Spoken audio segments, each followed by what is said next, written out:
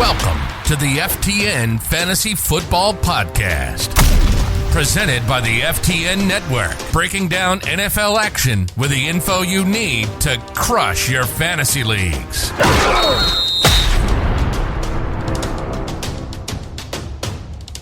Welcome back, good people, to the FTN Fantasy Football Podcast. Y'all know who it is. You have heard the voice for the past 3, 4, 5, however many episodes myself along with Derek Brown did together.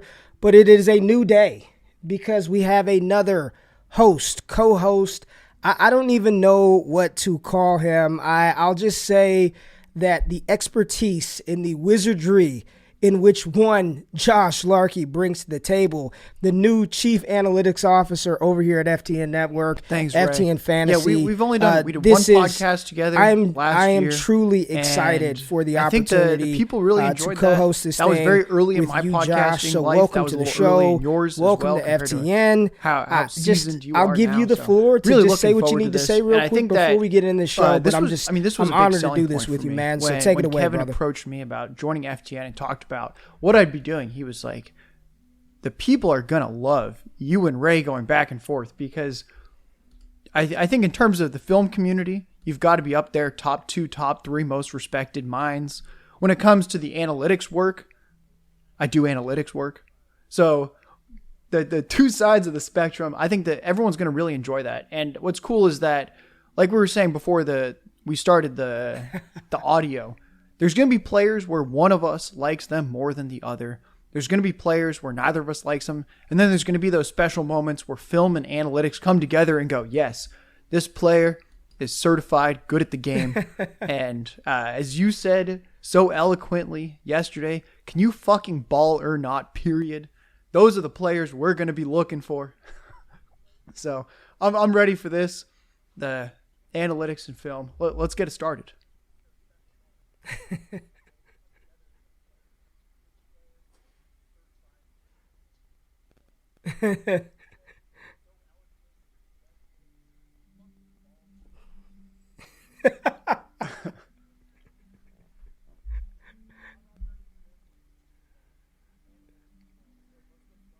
Yeah, man. Yeah, let's roll into it. And you, sir, you were a little too modest. You are definitely top 2, top 3 analytic minds in the game. I wasn't gonna let you start the show with that. I know I appreciate the humble brag there, but I'm gonna put that shit out there for you. You're definitely one of the tops in the game. So yeah, man, we got a show tonight. So we last did the show a couple of weeks ago, and we did a rookie mock draft, Derek and myself, and Josh, it's like we've sort of reached this point in the process where it's kind of like dead period, right? Combine is over, pro days that are meaningful are done.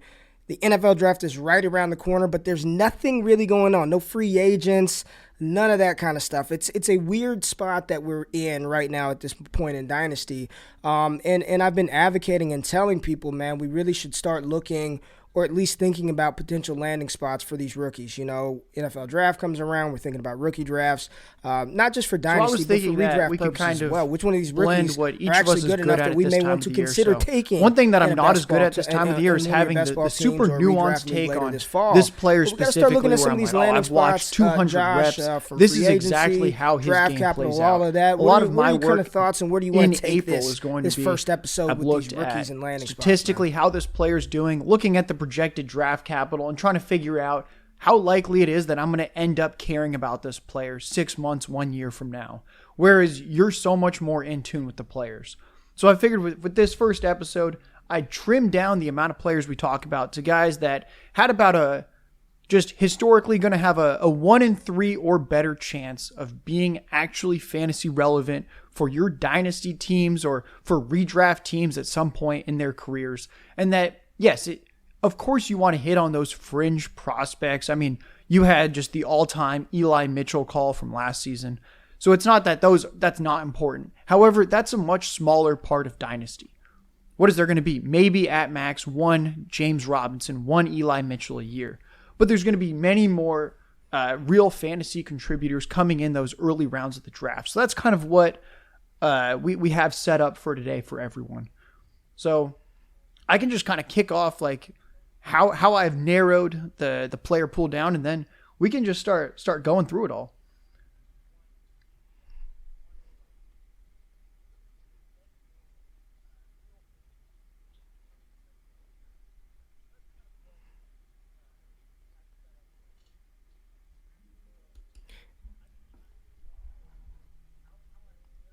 Yeah. Yeah. Let us know, because I'm interested in this hit rate stuff. I believe in it as well, but I want to see where you're going, because I think it's this draft class itself, Josh. Like, when we're looking at 2022 in general, I where I sit today, I don't know how many true, first or second round talents are actually in this class. And I don't know how many of these guys are we sort of forcing into, second round draft capital buckets because, Rashad White may be the best. No, actually, of what's I think you there, brought up a really good what's point, there because doesn't even one thing sniff I've a thought candle about is what was there looking in at this 2021 quarterback or 2020. class. So, and there's nobody in this like class that I prefer with some of to these Mac guys, Jones from man. last year. We're just and forcing we them saw up Mac the Jones rookie as a draft mid board in first round reality. pick. I mean, Maybe looking we back, you shouldn't can say even like, be- oh, look, maybe they he don't matter. crushed as a rookie. He should have fucking gone know. higher. Just tell us But what at the you end of the day, found there out were and what you 5 looked at. quarterbacks that would have been the QB1 in this class. For me, out of those 5, Zach Wilson was my QB5 pre-draft and post-draft, but it doesn't matter. If Zach Wilson was in this class, I'd be looking at him as the QB1. And I think that you're right. Like, that's some of the context that has to be put in here, is that, yes, there's going to be stronger draft classes, weaker draft classes, and that this is probably a weaker quarterback class and a weaker running back class than we've had in some of the more recent years. So with that in mind, essentially what I did is I looked at 2011 to 2020. So that's a 10-year sample where those 2020 guys had 2020 and 2021 to produce. So everyone has at least 2 seasons to do something in the NFL. And what I looked at is I just took all the players that were drafted in round 1, 2, 3, 4, all the way up to round 7. And for quarterback, I looked at guys who played at least 12 games in a season, so they couldn't have a major injury that year, and they ended up having 16 points per game or more that season. And then I just saw, like, did this quarterback ever have a season where they had 16 or more points per game playing 12 games? And kind of what you'd expect, the round 1 quarterbacks, that's kind of the sweet spot. Just over half, 51% of the quarterbacks drafted in round 1 over that 10-year period have hit 16 or more fantasy points a game at some point. So 51%. Round 2, that drops to only 36%. And then round 3, that drops to 16%. So we're going to X out the round 3 quarterbacks. Mm-hmm. We're just going to look at round 1 or round 2 guys. The Davis Mills from last year, that is the exception. I mean, even Davis Mills would be one of the top quarterbacks in this 2022 class. So got to give the guy Davis Mills got to give him his props. That he was a decently talented quarterback prospect in his own right. So, do you have any initial thoughts on that with quarterback? Does that pass the sniff test that you pretty much want to be a round 1 quarterback? Round 2's okay, and then it's like dust after that. Yes. Yeah.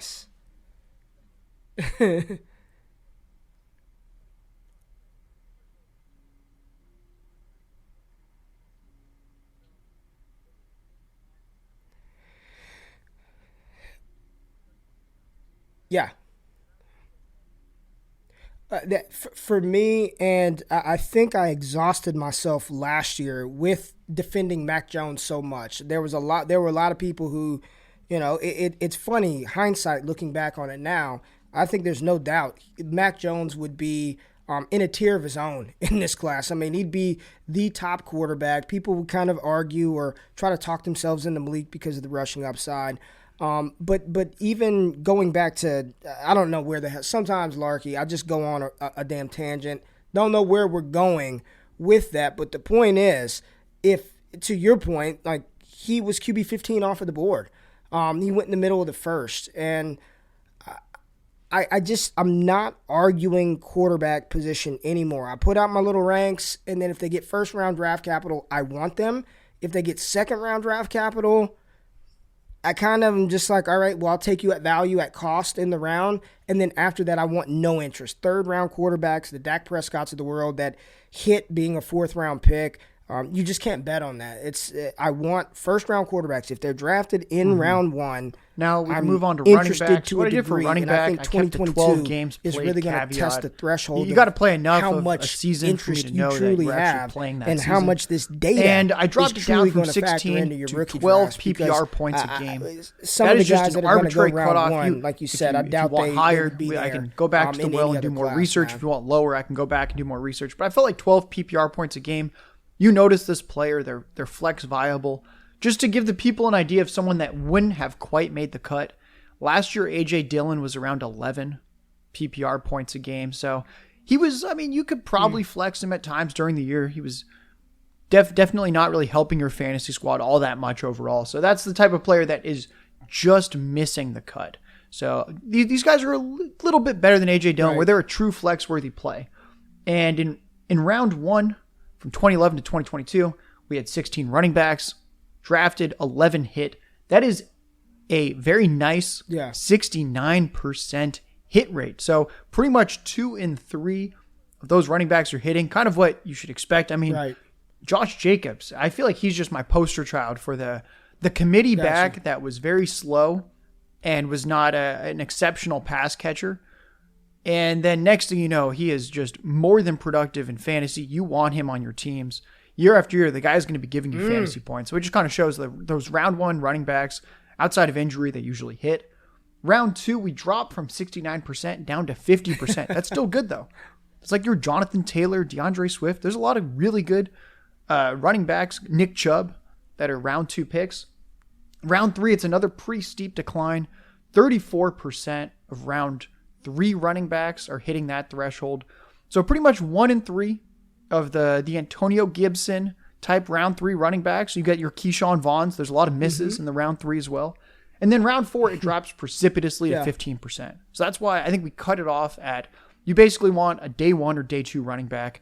I'm not super keen on taking my shots on these round 4 and onward guys when we're doing an episode like this where we're just looking at those high probability guys. Yeah. So we could argue maybe Rachaad White shouldn't be a round 3 type pick in some other classes. He might sneak in there this year, but I think generally that's kind of where it's headed. Day 1 or day 2 running backs, you want them on your fantasy team. Right.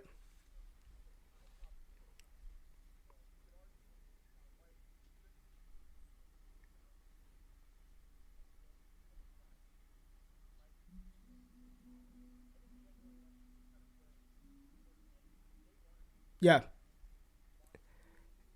100%. You want those guys. And, even when you look at, 15%, like that's worth a dart throw in the final round of your rookie draft, right? It's not like it's, 4%, no chance, well, actually, 0%. I'll introduce receivers and then I'm going to hit on that point a little more.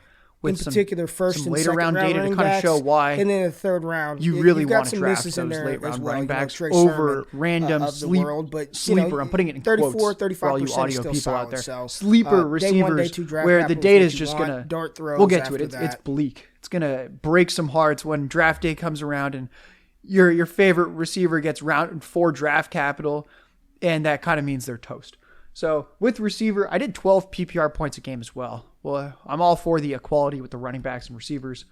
And with the receivers, round 1 receivers are hitting that 12 PPR points a game threshold, 46% of them. So nearly half of round 1 receivers are going to give you a solid fantasy relevant season in their careers. Round 2, it's very similar. I think a lot of us are trying to catch on to that just intuitively. As you think about who the best receivers are in the NFL, a lot of them are second round talents. And that second round drops from 46% in round 1 down to 41% in round 2. Basically the same. Like there's very little difference there. You want your receiver in round 1 or round 2. Round 3, it drops to 25%. So suddenly only 1 in 4 receivers are hitting for you in round 3. Which is why if we're, or 1 in 4 receivers. So if we're looking at that 1 in 3 cutoff for today's episode, unfortunately, if you're a receiver being projected to go round 3, we're not going to talk about you much for this episode. That's just that their hit rate's going to be a bit lower.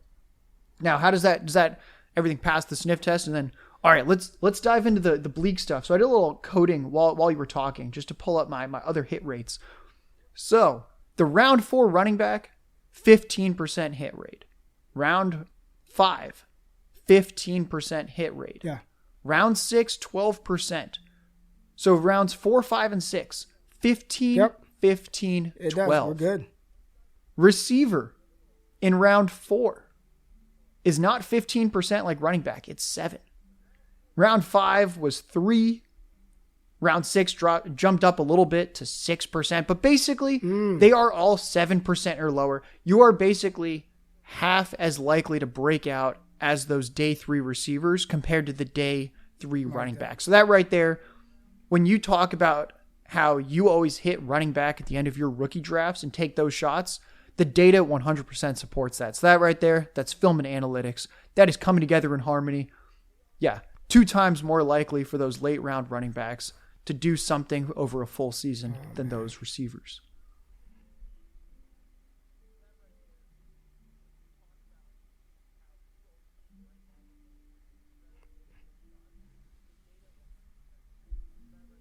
Yeah, he was a big outlier. He was the 4th round pick, and I didn't even think he had a bad profile. If he went round 3 in the draft, honestly, I would have taken him more in my rookie drafts.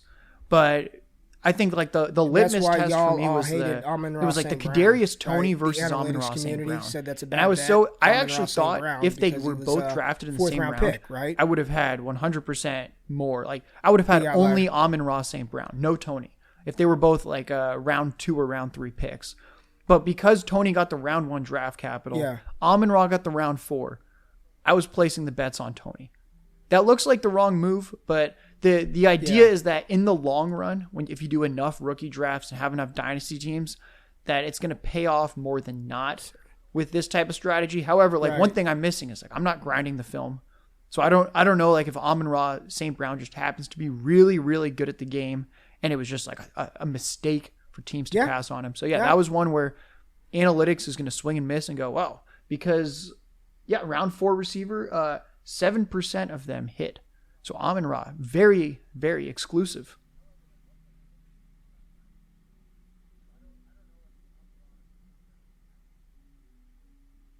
Right.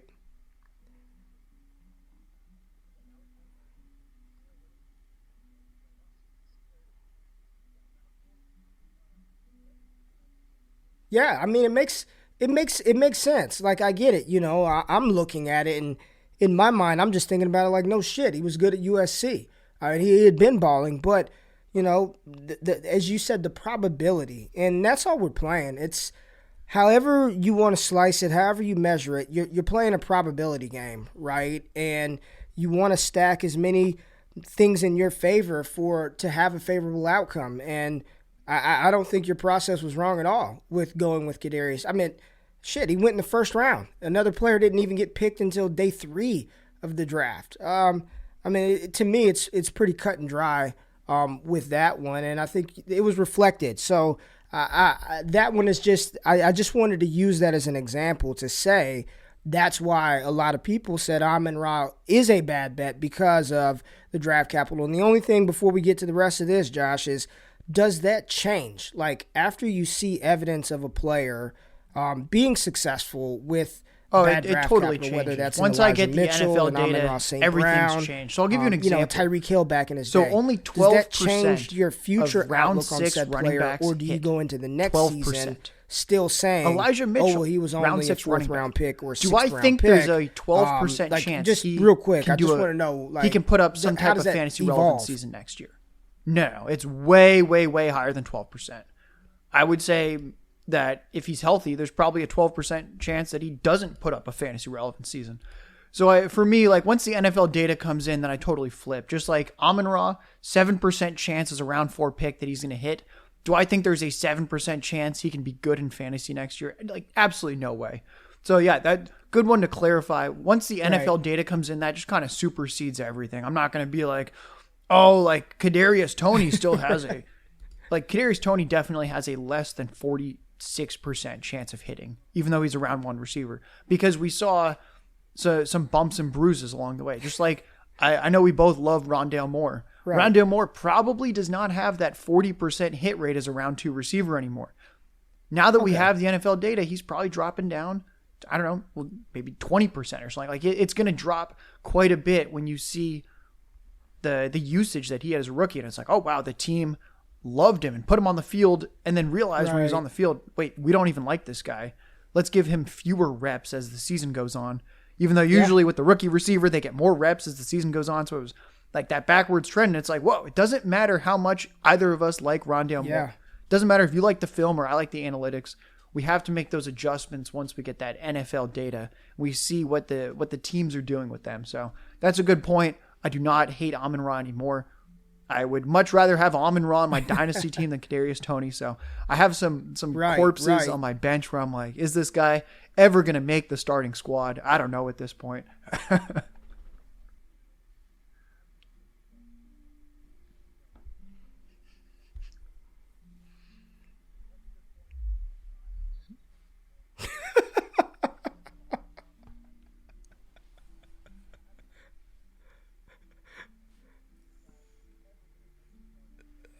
Oh, man. Well, he's got a better shot than my guy, old Jalen Reagor, but maybe a change in scenery will help Reg out. I don't know, Larky. I think that one might be over. Signed, sealed, and delivered. Coffin, 6 feet deep. But yeah, I would agree with that. So you didn't talk about the tight end hit rate. A little disclaimer for some for the reason, tight end one. I seem to not care about tight ends at all anymore, unless it's so when Kyle we're looking Pitts at the 2011 to 2020 period, there were 9 round I don't one know tight ends. which tight end should we care about, first round or second round. I don't know, man. It's just so in terms of pass catchers, there's just not that many tight ends. As it is to hit on damn like someone like an OJ Howard who doesn't deliver in fantasy is just going to tank what a round 1 tight end looks like, or David Njoku, whereas like a Kyle Pitts greatly helps in terms of what a round 1 tight end looks like, because there's just so few of them. So any guy that hits or misses is really, we're swinging the pendulum. So with round 1 tight ends over that 10-year sample, 78% of them hit. So that's kind of cool. We're getting that 12 PPR points a game season at some point in their career. However, I think one thing that we can kind of intuitively know is that it's not necessarily like with a running back, if a running back hits, they kind of produce in the first year or second year. Tight end, though, some of these hits, it's really, really drawn out. And I always think of like a Delaney Walker, where like you didn't really want him in fantasy until he was already so far off your team that you realized, oh, I kind of like Delaney Walker. Suddenly he's breaking out. And I feel like tight end is probably the most common position where these later breakouts happen. And all of a sudden you're like, oh my God, how did I not know this guy was going to hit? Like, of course he was going to hit. Look what he's doing now. So yeah, we have the 78% hit rate in round 1. It drops to 38% in round 2. There's actually 21 round 2 tight ends. So the sample a lot bigger, 38%. So kind of a 1 in 3 chance with those guys. Round 3 drops to 17%. So we're not going to care about any tight ends drafted after round 2 for the purpose of this episode. So it's pretty much McBride is the only guy that we'll talk about. And I mean, yeah, kind of like what you said, like unless it's tight end premium, am I all that excited about drafting Trey McBride? Not really. Like I feel like my strategy with tight ends is I generally don't draft them as rookies. And if I like them, I'll just pick them up in year 2 or year 3 and I'll just trade for them. And that it seems like they're often pretty expensive in a rookie draft. There's usually going to be someone that likes that tight end more than you. And then you can just kind of buy back in the next year. So, I mean, I feel like this last year kind of spoiled us with Pitts and Freiermuth. But if you think about the other years before that, pretty rare to have these rookie tight ends doing all that much in fantasy.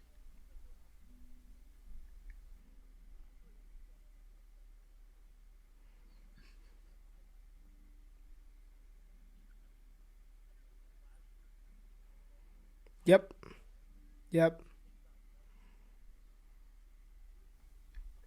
Yeah, I was kind of thinking that with each player, we can kind of talk about a couple landing spots we might like. And if there's any landing spots just that makes we're me not want as to fade crazy them even about, much, even that much more. I feel like I've heard a lot of podcast episodes, and I know you've done a couple where it's like, let's react to this ESPN mock draft. How would we draft these players based on those landing spots? With player type deal, Josh? Or you do your own draft, and it's like mock draft where you're like, hey, I think Kenny Pickett is going to go to this team. I think Malik Willis is going to go to this team. So we're going to do it a little bit differently, where it's, hey, with Kenny Pickett, what do you think there's a best case scenario landing spot? Is there a landing spot you don't want to see him go to?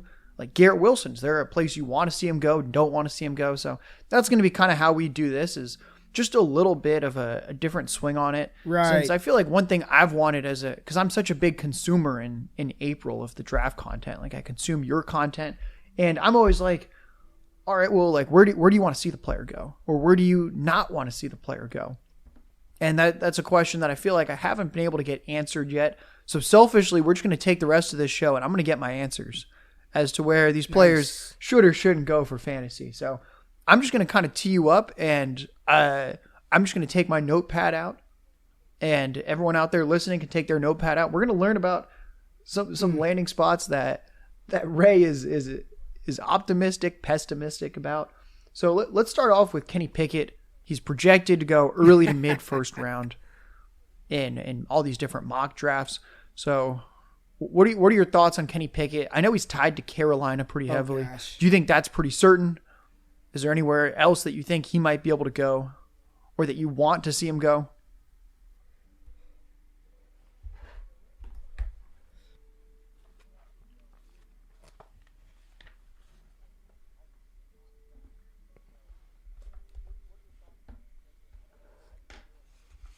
Yeah. No, it seems like that's locked in, right? And I don't ever want to, speak in absolutes or speak in certainties, but just too many connections, from the collegiate connection to Matt Rule, the owner David Tepper and his Pitt connections. And then I do think, man, my thing with Kenny Pickett is, regardless of what you think about him and his proverbial ceiling or whatever that may or may not be, it's hard for me to believe that anybody on that Carolina team could get up and get excited to see Sam Darnold step back under center. Like, and I'm just, maybe this is a completely unquantifiable area, but just in talking to people that I know, like, you don't spend all summer training for that shit, man, to come in there and truly have to deal with ineptitude. And you saw that towards the end of Carolina season. Robbie Anderson, them, like, pretty much saying, get this dude off the fucking field because he's terrible. I think they have to take a quarterback, and I think Kenny Pickett is an upgrade, even if he's a check down Charlie, somebody that's not going to turn the ball over left and right. Just I think they have to go the quarterback route. And the reality is, I think, Malik Willis, who you'll ask me about, I do think right now, today, if I had to put money on it, is going to be the selection by the Detroit Lions. So Carolina needing a quarterback, Kenny Pickett probably the most pro-ready kind of guy to throw in there right away. I think it makes a ton of sense. I think the Carolina Sam Darnold was not going to be their 2022 starting quarterback. It makes for sense a while, for Carolina. And then I feel like the they DJ Moore extension kind of confirmed that for me. At quarterback, I mean, yeah, it was a lot of money, but but that's the he knew he was going to be able to get a lot of money from franchise. And I don't think he wants to stick around in Carolina if they're like, hey, Sam Darnold's probably going to be your guy. And if he's not, we don't have a plan. So I think he was probably sold on something like a Kenny Pickett. I still think they're going to be heavily in the market for like Jimmy G once he's able to throw again post-surgery. Since I don't think any of these quarterbacks, based on their statistical profile, jumps out at me as like, oh my God, I could not believe what I saw. Put this guy in the game on day one. So do you think Carolina's a good landing spot fantasy-wise for Pickett? I'm a little worried about the offensive line, but maybe with those weapons, it doesn't matter.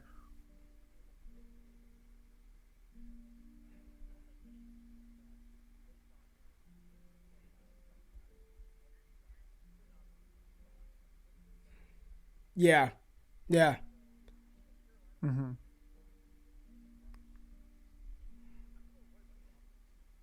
Yeah. The O-line is bad. The O-line is not good, which would lead, and maybe that's why some of the rumor that they're still interested. I saw a rumor today that Matt Corral is still a player of interest for Carolina. Matt Corral, personally, for me, is my top-rated quarterback in this class, but I do think at least he provides some mobility. He's played in an RPO offense, his entire career, and Carolina had a lot of success with Cam Newton running that type of offense. I think it's good for fantasy, for DJ Moore managers, for Christian McCaffrey managers, and maybe in time, whomever the number 2 is, Whether you say it's Terrace Marshall, Robbie Anderson, I'm not going to get into that today. But I do think at least Kenny Pickett can throw the ball accurately. He is he's not a dual threat kind of guy, but he's mobile. He's not a sitting duck in the pocket. He can move around. I think it's a fine landing spot. And then let's move on to Malik Willis. The best landing spot for a quarterback, but I think it's a fine landing spot. I don't know too much about Malik Willis. Roster Christian McCaffrey. I know that he's got the big arm. He's very mobile. Happier with took Kenny a lot Pickett of sacks, at some made a lot point, of turnover or maybe maybe he's not the guy year one. I think Detroit but I think long term logically seems like a good landing spot in Carolina. I don't think necessarily, if I was working for the Lions in their front office, would I say we should use the second overall pick on a project quarterback like a Malik Willis? But I think it's nice that he wouldn't have to start from day one, and that Goff is competent. And I like that they have a very strong offensive line. And I think, to me, that seems like that's often more important, in that, like, Carolina doesn't have that strong offensive line. And that I think the Lions are actually a better landing spot. Even if you think DJ Moore and Christian McCaffrey are just so much better than, I don't know, like Swift and Hawkinson, or whatever the Lions equivalent is, or Swift and Amon-Ra, something like that. I think that offensive line would end up being pretty helpful. So I think that's I think it's a bad real life move for the Lions to draft Malik Willis at 2, but that seems to me at the surface like a pretty good landing spot for fantasy, where he can kind of develop there. Right.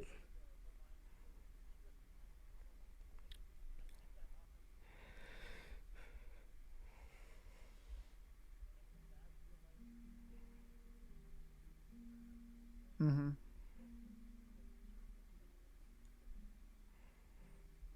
Yeah, I think it's the best landing spot. That's why I said I like Carolina, but I didn't think it was the best. I think Detroit's the best landing spot. You've got a young offensive line. They just invested, the number 5 overall pick, or 6 overall pick, or 7, whatever it was, in Penei Sewell last year. They got him early in the draft. Frank Ragnow. They've got a good offensive line. You have good weapons around. You have T.J. Hawkinson and DeAndre Swift and Amon-Ra St. Brown. Like, that's a good situation that they're building. Like, is Dan Campbell the coach of the future? I don't care. Quarterback, first-round quarterback, number 2 overall pick quarterback will outlast whatever head coach is in place that would be up there drafting. So I don't care about the Dan Campbell coach thing right now. My thing is, while I agree with you, I don't think drafting a project-level quarterback like Malik Willis at number 2 is ideal. But where else are you going to – you're not going to get him at 32. So, I mean, the optimal strategy would be to trade back, right? And I think other teams below them know that. They probably know Detroit wants to trade back and still get their guy.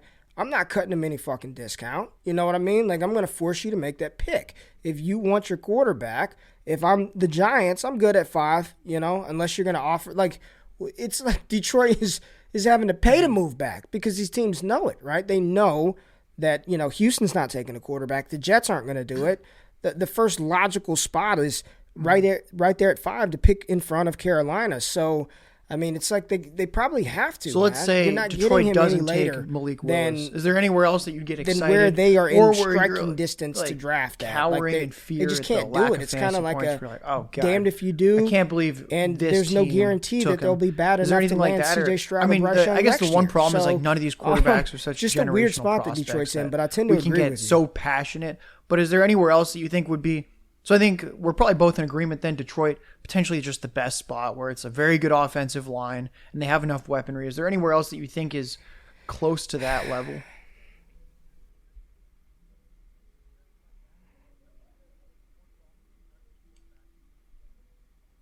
Exactly.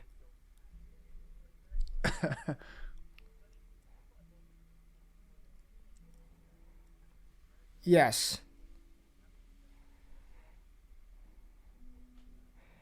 I think Atlanta would be fun to the degree that he'll just be out there trying to figure it out with Kyle Pitts. And they probably would be very bad, right? Atlanta would probably, if if Malik Willis was there, what will happen is, I know a lot of people still think there's something left in the Mariota tank. Loved him as a college player. I just don't see it happening. So I think they're just going to be bad. I think they're going to struggle through the season. Kyle Pitts is going to get all kind of inaccurate targets left and right. He'll probably still end up being fine. But I think Atlanta's going to be bad. So I would actually like that for Malik, because I don't think they would start him right away. I think they would let Mariota play. Malik could sit back there. They can be bad, have high draft picks next year. Then you build around Malik Willis and what if Kyle one of these Pitts guys and goes to potentially get some Washington high-level at talent. 11? Maybe they bring Calvin Ridley back. I mean, now you Kind of look a broken at that situation, franchise. or at least The Snyder he's news back to came where they out can earlier trade today. him. So I think Atlanta would be, for fantasy purposes, that might be kind of nice. That maybe not fruitful in 2022, but beyond, Atlanta could be nice.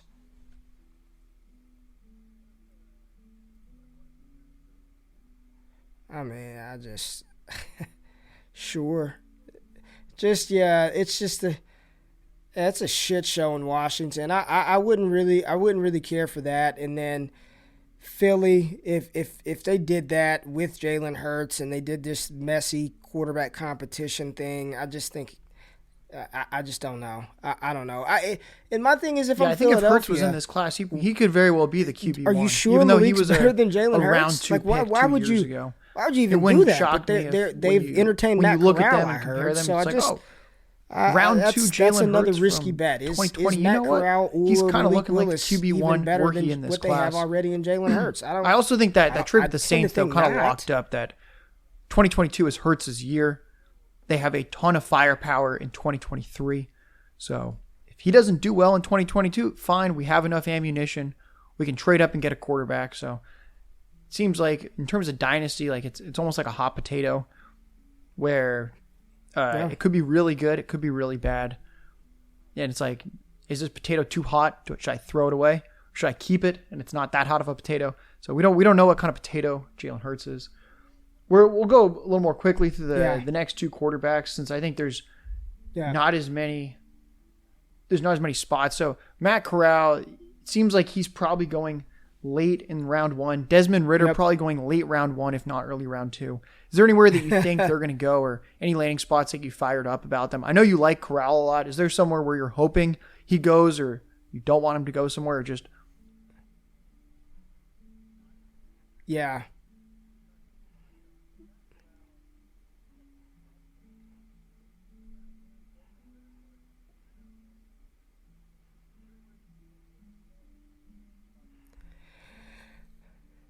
Yeah.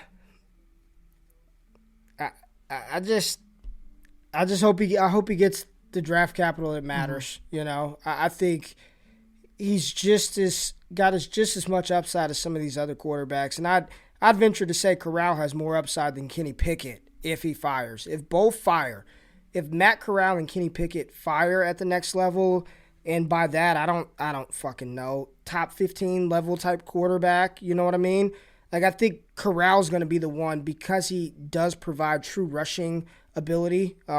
He's going to be the one that's the more fantasy, like, productive player if both of those guys hit. So I think Matt Corral, seems like Seattle, there's a lot of smoke there, but maybe New Orleans, maybe Pittsburgh. I'm just hoping he gets draft capital. And unfortunately, Larky, Desmond Ridder, I've seen him up close and personal at the Senior Bowl. I've followed his career. I tried to talk myself into him early in the college football season. I just too inconsistent. I think he's going to be a first-round pick, though. You know, right now, if you asked me who I have more confidence in, Matt Corral or Desmond Ridder being first-round picks, seems like there's a ton of smoke. So in terms of late first, I'm looking at the teams picking there. I think it's actually kind of interesting. So the Lions have the 32nd pick. I do think he's going to get the draft capital. Pick. So I guess if they don't get Malik Willis, just ignore the fucking data. They get a Ridder or I just Corral. don't want him but on my roster. Other than that, there's not too many teams picking at the end of the draft. I'll just use that QB insulation. That, to me at least, strike me as very QB needy. So if we're going backwards from the back of the first upwards, we have the Bengals at 31, Chiefs at 30, Dolphins at 29. I think they're giving Tua this year, and then they're going to figure it out. I think it would be kind of silly to do the all-in moves like the trade up for Waddle, the trade for Tyreek Hill, just to take another quarterback. And then we've got Green Bay, Buccaneers, the Titans, the Bills, the Cowboys, the Cardinals, and the next thing you know, we're at the Raiders at 22 and the Patriots at 21. It seems like after the Steelers at 20, I don't really know if any of those teams are in the market until we hit the Lions at 32. So maybe that's when we're going to get a trade up and a team goes, you know what, I'm trading up into the first round because that fifth-year option for the quarterback is so important. If you think that this guy has potential in that, if you're a believer in Corral or Ritter, why take them in the second round when there's nothing you can do other than 4 years of their career? Whereas if you trade up a little bit, give up a little future draft capital, you get that fifth-year option. So I think it would have to be a trade up, right? Because it seems like there's kind of that dead zone between the Steelers and Lions.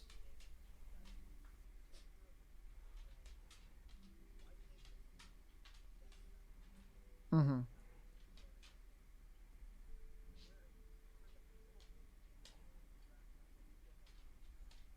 Yep. Well, on again, when I'm saying Desmond Ridder first round pick, what I'm saying are some teams trading up to get him. Like I've seen Minnesota at 12. I've seen Pittsburgh mocks with him moved up to get Desmond Ridder. It's going to come down to if Detroit takes Malik at 2, you can guarantee you Carolina's taking Kenny Pickett at 6. And I think at that point, the scarcity around the 2 or 3 viable options that are left could force a Pittsburgh to try to move up. If Malik goes at 2, it will cause a panic. All right, so quarterback, not the strongest. You got Atlanta class. sitting there at 8. Let's move You got on Seattle to at 9. a position I'm got, actually just genuinely New Orleans, excited who may about. be I think in these the, receivers. maybe there's a lot of really good receivers. You've got so the Pittsburgh let's talk about some of Steelers. these I receivers think now a and kind of where we think they might may go. trade up to get him. So it seems like in mocks, it's and pretty then we much have to Garrett deal with Wilson, that Drake shit London and how kind of we rank them, waffling. Which one gets for fantasy drafted first? purposes. They both seem like they're going to go early to mid first round. Is there anywhere that you're really hoping for? I mean, Garrett Wilson and Drake London couldn't be more different as receivers. So are there certain landing spots where you're like, I really want one of these guys to go to this team and not to this team? What are you thinking in terms of if Garrett Wilson were to suddenly become your wide receiver 1 in this class, where would he have to go? Or is there nowhere where you could bump anyone ahead of? I think if I remember correctly, Drake London's your number 1 right now. So like, is there anything where Wilson goes one place and London goes the other and you're like, oh my God, damn it. Wait, why? I can't believe the landing spot. We need to adjust.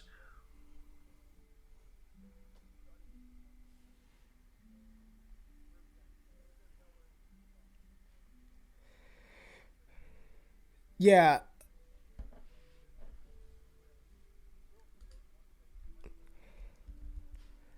Yeah. I think the landing spot for me at wide receiver, probably Los Angeles, the Chargers with Justin Herbert. And I know that they just re-signed Mike Williams, but Keenan Allen he's not a spring chicken anymore. And I would, if Garrett Wilson is there, I think it's a perfect fit offensively and how they can position and scheme their players. I think it's a natural fit with him in LA, as do I think Drake London as well. But if Garrett Wilson lands in LA with Justin Herbert, I have 4 guys inside my tier 1. I got to separate that tier somehow. And if they're all equal draft capital, if they're all first round picks, well, now I'm diving in, right? We talk about landing spot doesn't matter. You get tied to Justin Herbert, that matters. What about somewhere like opinion. Atlanta? I've seen that as a pretty popular landing spot for one of those it's two. Going to matter a little bit more. 8. Like I'm not just going to be like, is there Drake one of those London guys the you Giants, prefer there? No matter I mean, what, they really have nothing Garrett at Wilson this point goes to the outside of Kyle Chargers. Pitts. So that's, I think that's is it a spot Olamide for, Zaccheaus? I that I'd believe like he to is see. on As the well depth as Drake chart there. London, Wide I'd receiver love to 1. see one of those wide receivers. It's kind of crazy looking in LA. So is there one of those guys you think pairs better with Pitts stylistically, or?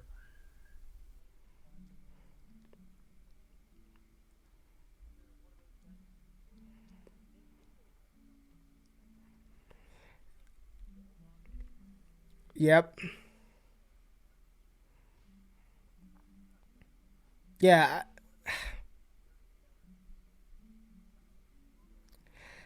No, because Pitts is I think he can play whatever role. We saw him operate down the field, short and intermediate. Like he can kind of do it. He is truly a unicorn at the tight end position. So I think if they want to be scary, you get the big body wide receiver and just like bully ball people, bully ball defensive backs with Drake London and Kyle Pitts, and find some guy to operate I think the landing spot, I'd be scared. Stuff. I'd be like the most but scared I think of Garrett Wilson, Drake London, they would all be probably nice in the Atlanta. In my and opinion, I think the reason I say that is they if you're take looking a wide at receiver some of these teams that could be in the market for a receiver like the Falcons, they know they're going to this franchise looks terrible right now. That they're going to end up. I mean, they're either going to get a quarterback this year or next year.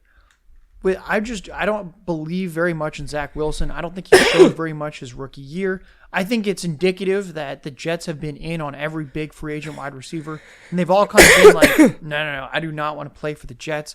Even though we know the Jets can offer competitive contracts because they have a rookie on that rookie deal, so they have money to spend. And I think he's very insulated with his jobs. Like, let's say that the Giants take a receiver. Okay, like, if Daniel Jones isn't the answer this year, they'll just take a guy next year. But with Zach Wilson, he has 3, if not 4 more years if they pick up that 5th-year option. And you're kind of tethered to Zach Wilson for a while. I just don't know if I saw enough for me to get excited about any receiver. And I think out of the kind of that tier of the ultra elite prospects, where like these like clear round 1 talent receivers, I think the Jets is the landing spot for me, where if a guy goes there, I'm probably going to shuffle them towards the back of the tier, just knowing that they're probably tied to Zach Wilson for the next 2, 3, 4 seasons.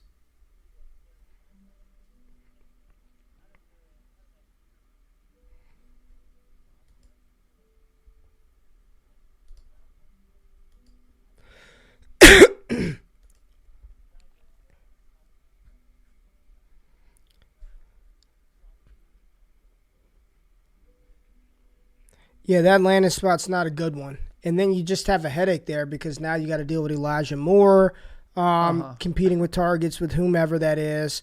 I'm sure they want to get something out of Corey Davis. I know us in fantasy have no use for him, but I'm sure the Jets want to get something out of their investment, so he will play. That the NFL doesn't work like we can just trade away. I think that's or the cut one I'm most afraid of. Assets I put out something on Twitter. They want to get like, something out of that Corey Davis contract, so he'll be on the field. Landing spot. Like, and it has to be the Jets. As you said, Zach because the Wilson, Eagles, I was it's like, not all a right, fan of him. if Jalen Hurts takes a step forward, took a lot of heat over that one, but all right, now I just don't have high hope a quarterback that took the next step, and like, yeah, he's so mobile. That but we've also seen Lamar be able to do something with Andrews and Hollywood and Bateman. And like there's quarterbacks that are lesser who can still support 3 guys. Like Jimmy G still supported Debo, Ayuk, and Kittle last year. And like you can have Jalen Hurts could support Devonta Smith, Goddard, and another guy if he takes a step forward. And it's like, hey, if he doesn't take the step forward, cool.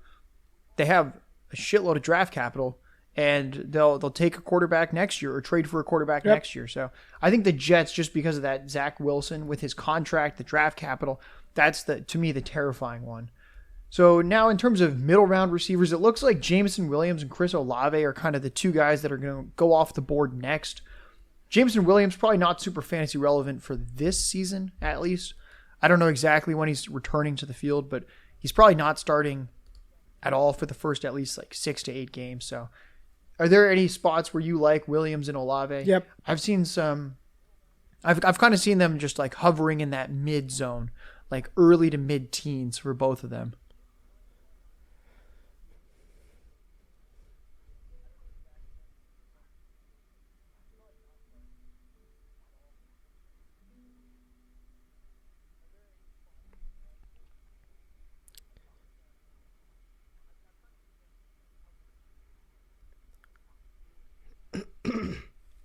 Yeah, give me Jameson Williams to Buffalo. Give Josh Allen a true field stretcher. Give me him to Buffalo alongside Stephon Diggs, Dawson Knox, and I don't care if he doesn't come back into the playoffs. I think what would happen would be he'd give you a 0 through the fantasy season. He'd show you enough flashes during the playoffs to where his ADP would just skyrocket going into the 2023 season, which is a very realistic outcome. I know they're saying he's on schedule. I mean, he just tore his knee a couple of months ago. A lot of medical professionals that I follow say it's hard to really judge how ahead he is at this stage of the process. But again, even if he didn't play the entire season, he does Josh, he doesn't even have to do like just one big game in a playoff for Buffalo would just have people losing their mind about Jameson Williams going into 2023.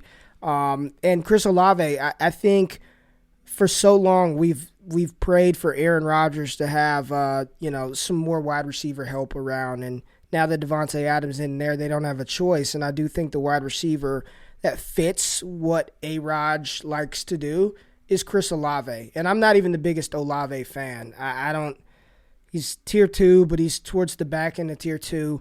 But I think what he does on the field, he's a technician, and he's been that – it was that for 4 years at Ohio State. He's going to be where he needs to be when Rodgers wants him to be there. And I think we've seen with Aaron Rodgers over the years, trust is a big part of his makeup. And I think Olave is the type of receiver with his skill set, being able to run the complete route tree, would be able to gain that trust at some point take one of those guys in the middle, make Rodgers trust him enough to go to him. So I think Olave to Green Bay is be a spot that I'd love to see in J-Mo to Buffalo. So I think we can bring in these next two receivers, and then I've got two teams to bounce off, or actually three teams to kind of bounce off you. And then we'll talk about your favorite team. So we got Treylon Burks and Jahan Dotson. Burks kind of the mid to late first. Jahan Dotson probably late first, if not very beginning of the second. So here's a couple teams that I've been curious about where I feel like them taking a receiver is definitely on the board. The Saints, the Patriots, the Cardinals, and the Titans. I think those four teams have an immediate need at receiver. And I also feel like the Saints, Patriots, Cardinals, and Titans all want to be competitive in 2022. So what do you think about those landing spots? Like just gut feel, Titans probably not my favorite landing spot just because this is an offense that has just shown year after year we're running it through Derrick Henry. Even when Henry went down, it's not like they were like, all right, fine, we'll throw the ball 40 times a game. That's not what happened. So I think to me, at least, I just don't love when there's a low pass volume offense. But I don't know, how would you rank those? So I think we can probably agree Titans probably at the bottom. How do you rank though, the Patriots who have Mac Jones going forward, and then the Saints where I don't know James Winston, and then who knows what, but big holes receiver, and then the Cardinals where it's a very fun, fast-paced offense, but we haven't necessarily seen high-end production outside of, I don't know, I think Hopkins seems like the only guy that's really giving you the difference making production. They like to play a lot of 4 receiver sets, which is not very fantasy-friendly for anyone other than Kyler Murray. So how are you ranking those? Right.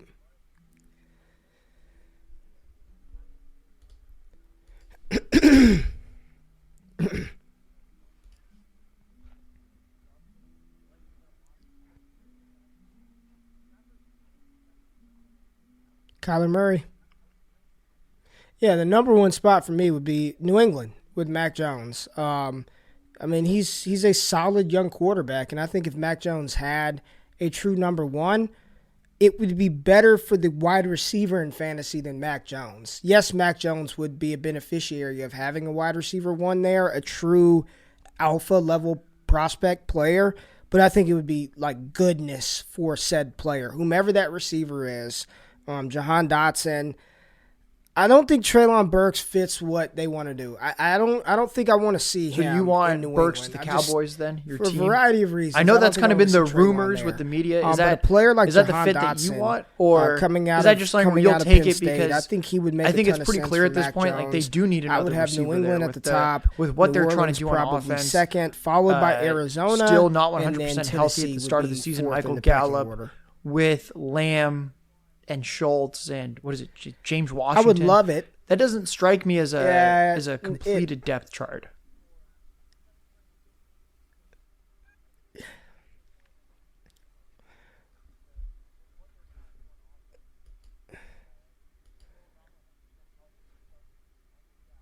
Yeah. Yeah, James Washington. No, I think it was a real possibility about 3 weeks ago. I truly do. I think if Treylon Burks were on the board at 24 3.5 weeks ago, Dallas would have taken him because they need the position. I think he would fit into that offense. And Jerry Jones can't, he's an Arkansas alum. He can't help himself when it comes to Razorbacks. That's why we drafted Felix Jones in the first round. I believe that was in 2008. But they're not going to do that now. They lost Randy Gregory. The offensive line is in shambles. Dallas is in trouble for a variety of reasons on both sides of the ball, offensive and defensive line.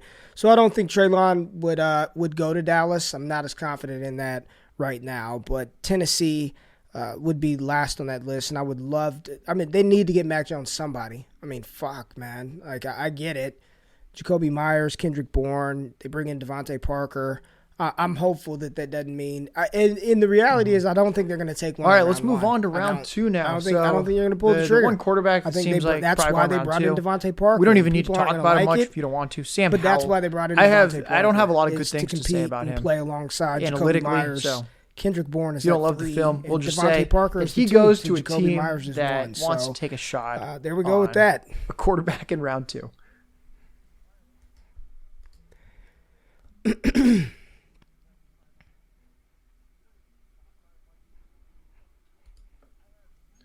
All right, so this is where it gets very exciting. We've got 2 running backs that are pretty much guaranteed to go round 2. I've seen some buzz about them going round 1. The reason why I don't think that's going to happen is outside of the Texans. Maybe Detroit. I can't really think of a maybe spot Detroit just bypass the his team quarterback just and they just take a shot running back, and it's like, oh, this team. We can go on to running their backs. offense is set except for running back. I know some people say Buffalo, but it's like that's not really how they've been operating in terms of using draft capital. And I mean, Devin Singletary was actually pretty damn good last year. And I'm not saying that they'll probably add to the running back room, but it just doesn't feel like there's any team that, I mean, the Texans could use a running back, but are they taking a running back with the number 3 pick? Absolutely not. So I think these guys are pretty much locked in round 2. So Breece Hall probably early to mid round 2, Kenneth Walker kind of middle of round 2. Are there any spots that you're really excited about or not excited about for these guys? Because they're for sure going to shake up some depth charts just because there's kind of an established guy everywhere but Houston at this point. Yeah. Yeah.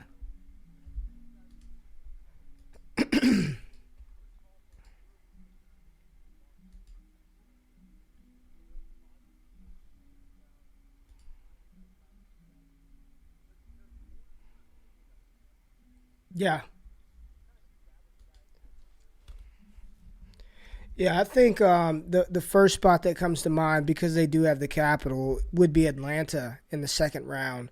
I think that'd be a smash spot for either one of these running backs. They go to Atlanta. They don't even. Here's the thing: if one of them does go to Houston in the second round, you can guarantee they're going to have to battle the veteran for the starting job, right? They're going to have to battle through Rex Burkhead and battle through Marlon Mack and battle through David Johnson. They're not going to be given the keys right out the gate. They go to Atlanta. If Breece Hall can't start day one in Atlanta, there's a problem. I like that. Is there anywhere where you really don't want them to go? Day one. It seems like you're not as excited about Houston. In my opinion, Atlanta is like the reason I was excited. So I'm actually kind of when excited it comes about to landing Houston. Spots for a running back. And my thinking is team just that needs it. It's a young team. I think Davis Mills is kind in of a rebuild legit. sort of situation. And I always like when my running Atlanta back is on an offense that can be functional. And that defense there's just holes at every level of the defense. So they're going to have to throw a lot. We saw Davis Mills unleashed many games last year where, I mean, I don't think he's some great quarterback, but I think he's good enough to be a starter. And then at least in fantasy, he gave kind of a fun stat is there were as many Davis Mills 300-yard passing games as all the other rookies combined last year. So Davis Mills had 4 300-yard passing games, and then the other rookies combined for 4 as well. So good for.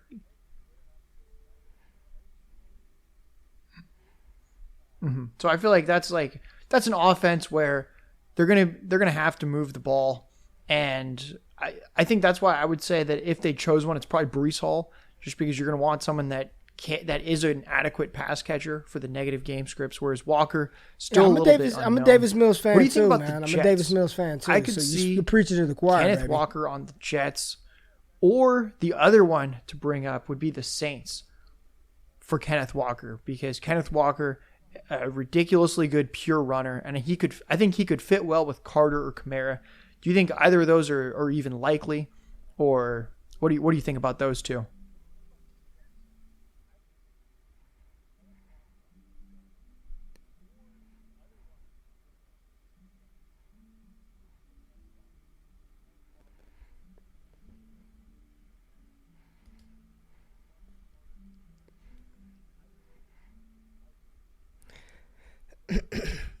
The Jets, I think so with the Jets. I think, weren't they in the market for, it was James Conner, I believe. They had something on the table for him in free agency.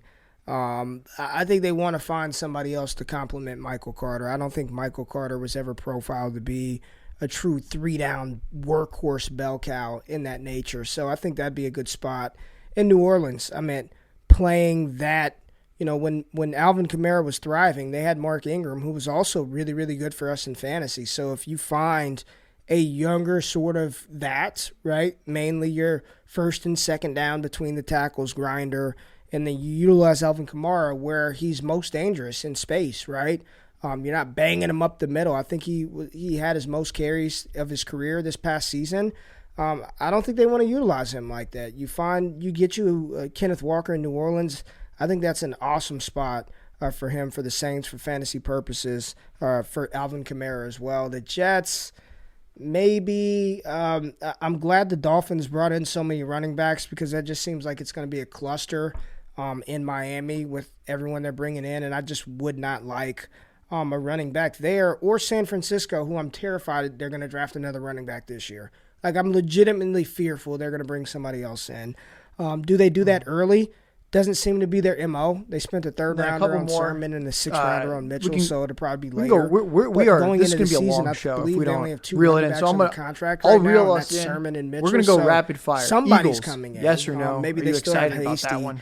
but somebody's coming in Frisco. Yeah, so I wouldn't want to see. And any then of the I think rookie if backs either that of them I like last, go there, it gets pretty or intriguing Miami, with the Bills or the Jets, really, at 57 and the Chiefs at 62. Could you see the Chiefs investing heavy draft capital after CEH 2 years ago? Because I think they could. No.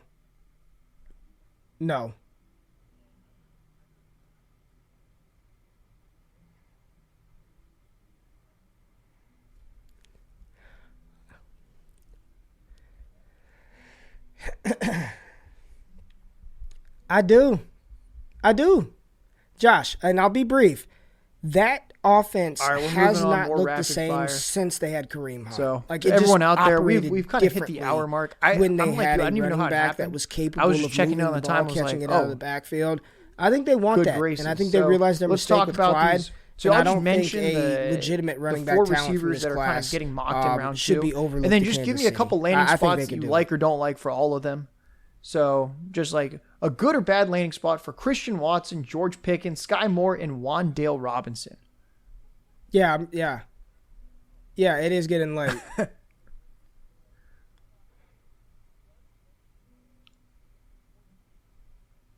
Got it. And then Sky Moore, anything with Sky? Yep. Got it.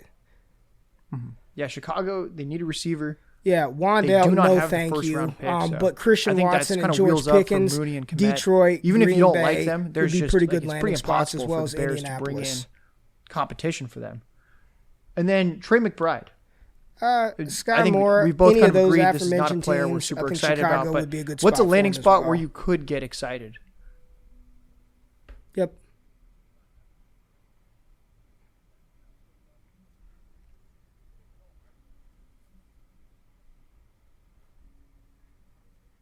Yeah. Mm-hmm. Yeah, the Charger fan of me wouldn't hate McBride getting drafted. The problem is they don't have a second-round pick.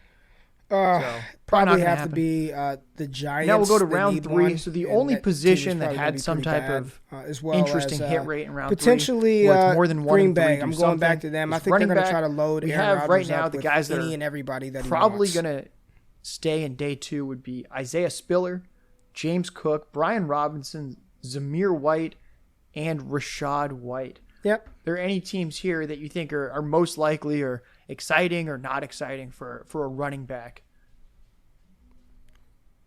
Right.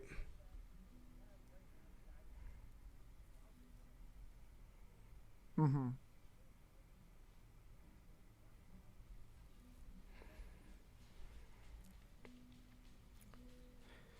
Mm-hmm. I think B. Robbins and Zamir White, I'll cluster them together. I think those are two guys that fit like New Orleans to be that grinder, to be the 1 and 2 down grinder in New Orleans. I also think, and you may not like this as a Chargers fan, I think LA is a good spot for one of those type running backs to relieve Austin Eckler. They worked in Justin Jackson at times. I think Eckler would still be just fine, but I think that would be a sneaky good spot, maybe like in the 4th round for Brian Robinson or Zamir White to go to the Chargers to just provide some depth at running back. James Cook, I don't know, man. I don't see much from – I think he's like James White at best. I don't view him as any sort of feature back. I think he's going to have to hit the best landing spot that utilizes running backs in that nature, and I don't even know if that's New England. So – I'm not as high on James Cook as others. And then Isaiah Spiller, he does have a 3-down skill set. We know that he's not an explosive athlete. He's going to want to go to a situation where he can play. I think Atlanta, maybe in the 3rd round, would make sense for them. Maybe another, I don't know. So Houston, I think I agree with pretty much everything you There's said. just not that many spots that push back need kind of backs to come in and do that. So what I like about Rashad White is that I don't he did know, demonstrate that he can I've got him handle RB5, heavy volume on the ground. I just feel as like well it's as just a catch ton of byproduct of passes the through class. air. I don't know. And he's I got think the just a size and backup speed. type So, running back at best at the next level. I haven't been watching this guy on film. I know that he was in Arizona. It's not necessarily the best competition possible, but I think he's someone where if he went to Buffalo or Atlanta, I think there's a few spots where I could actually kind of get excited. I think even the Cardinals, just because he has that potential to, I think especially the Cardinals, where you could see him relieving James Conner of the receiving work. And James Conner has not been the healthiest back. And Rashad White strikes me as the guy in here that has the most upside per game. And you're probably right. He's probably not talented enough to just be the feature back over and over again. But he's someone at least that I've been looking at and thinking I'll probably target him in my dynasty rookie drafts, just because I think any game that he's the guy, he could be the type that's out there for pretty much every snap based on his skill set.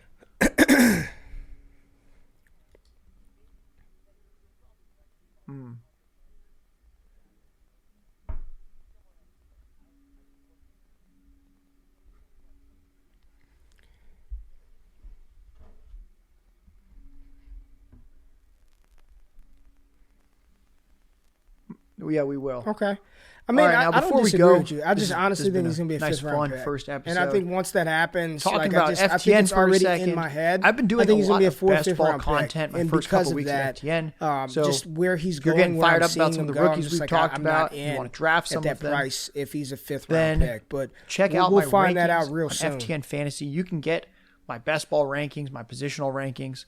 Right now, Underdog Fantasy has a huge super flex best ball tournament. So my super flex top 240 is on FTN. So you can kind of see how I'm attacking those drafts. And I have 3 written pieces at FTN. Well, we'll say 2.5. So 2 that are currently out on the site. We've got the Best Ball 101 strategy guide. If you want to learn more about best ball, where you're basically drafting and then it's set it and forget it. There's no waiver wire. There's no trades. There's nothing. It's just like you're not dropping players or adding players. It's kind of nice. You just draft your team and then see what happens. So if you're like me and you just like to draft, I'm not as big of a waiver wire type person. Best ball is probably for you. So that article breaks down how to get started, some basic strategy. That way you're not drafting total fish squads from day one. You can actually have teams that might compete and win you some money.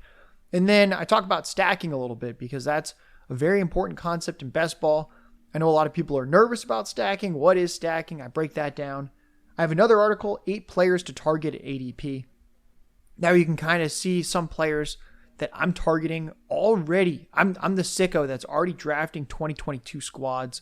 Who am I taking? You can find out in that article. It's totally, both of those are free to read. And then I said 2.5 because I'm finishing up an article right now. We're recording this on Tuesday night. It's probably going to be out on Wednesday.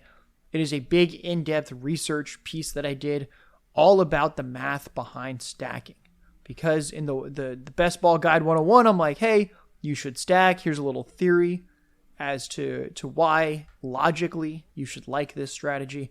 And then I dive in to 200,000 teams that have been drafted the past 2 seasons in best ball. And I analyze why stacking is very important for the tournaments and just kind of showing through the data like, hey, if you want to increase your chances at making money, you have to be pairing your quarterback with other skill players on their team. So that's going to be out. That's all on FTN Fantasy. I'll have more content coming soon to bets and to daily. I'm going to have a lot of new stuff coming out with FTN data.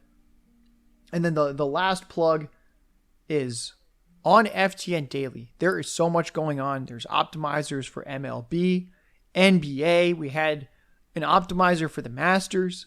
And then on FTN Bets, there's daily bets across tons of sports. We even have UFC. So just what's fun about this is I'm checking all these boxes off. And as a new FTN employee, I'm using these tools. And it's cool. I've never had tools like this before. And I'm like, wow, I guess I'm putting money on the Masters. And I'm actually doing okay. So it's kind of fun toying with these optimizers and kind of taking that dive. I know you've taken the dive a little bit with like baseball, where it's like, hey, I don't necessarily know a ton about this sport, but if you're giving me these tools, then God damn it, we're going to check them out. We're going to use them. So that's how it is on FTN.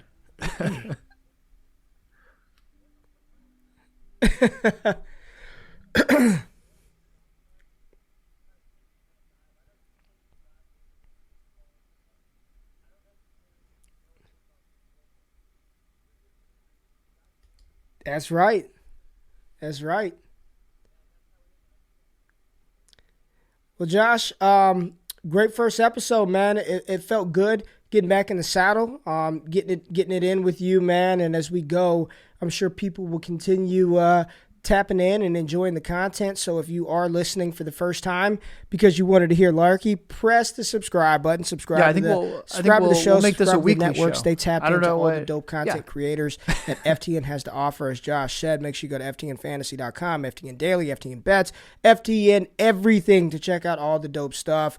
And Josh and I think we'll do it again. I think we'll do it again next week, Josh. I think the people may like that. You down to come back next week? Do it again? Yeah, we'll do this. Yeah, well, weekly. That'll work. All right. So for Ray Garvin, for Josh Larky, for FTN, we out of this thing, man. Peace.